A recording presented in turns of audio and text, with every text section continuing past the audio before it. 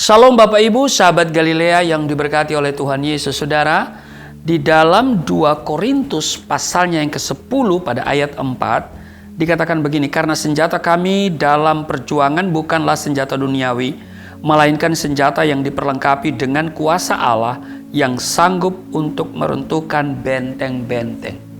Saudara, saat saudara dikepung masalah, langkah apakah yang akan saudara ambil? Apakah saudara akan bersikap seperti bangsa Israel ketika dibawa keluar dari Mesir? Di depan mereka laut merah atau laut Teberau, dan di belakang mereka tentara Firaun yang sudah mulai mendekat. Mereka terperangkap di tengah dan mereka menyalahkan Musa. Karena itu di dalam Keluaran pasal 14 ayatnya yang ke-11 dan 12 dikatakan begini.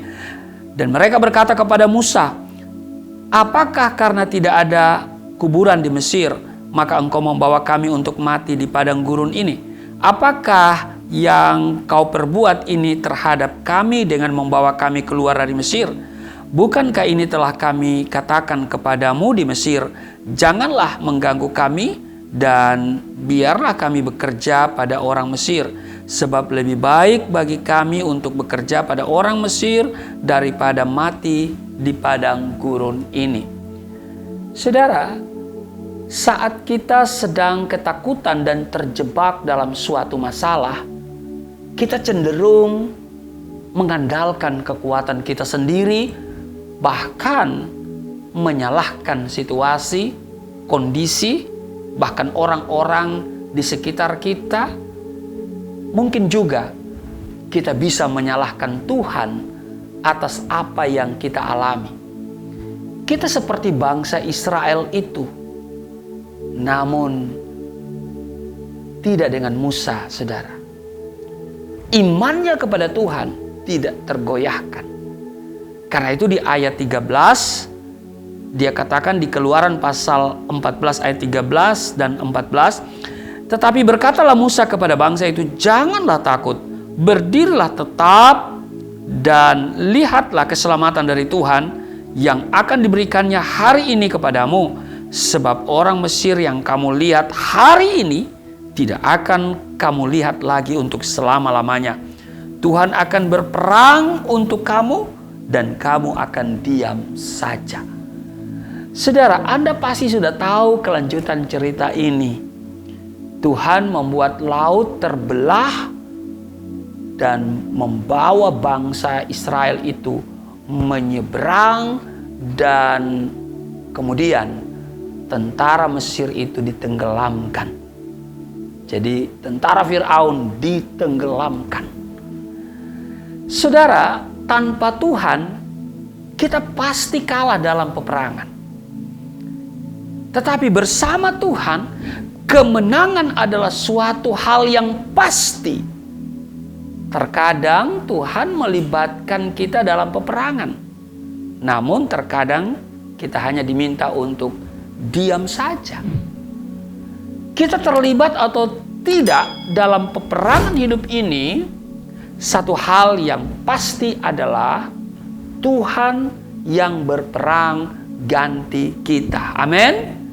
Tuhan adalah satu-satunya perlindungan yang aman. Jika kita sudah mengandalkan diri sendiri ataupun orang lain, maka kita sudah dalam posisi yang kalah. Karena itu jangan andalkan siapapun, kecuali andalkan Tuhan.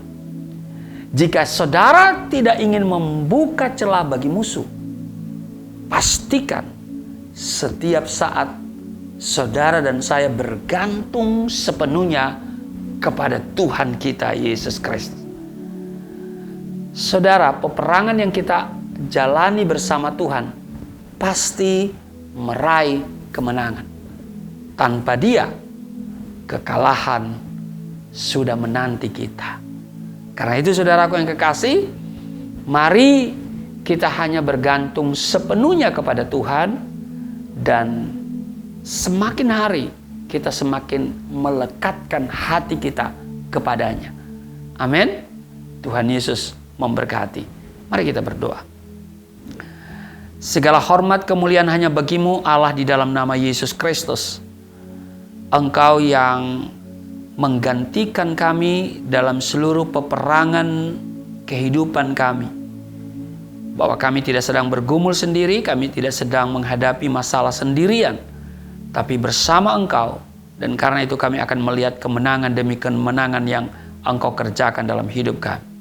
Yang paling penting, kami diingatkan untuk selalu bergantung sepenuhnya kepadamu dan tidak mengandalkan kekuatan manusia. Berkati seluruh sahabat Galilea, biarlah setiap mereka berada dalam keadaan yang baik-baik saja, terpelihara dengan sempurna. Di dalam nama Tuhan Yesus, haleluya, amin.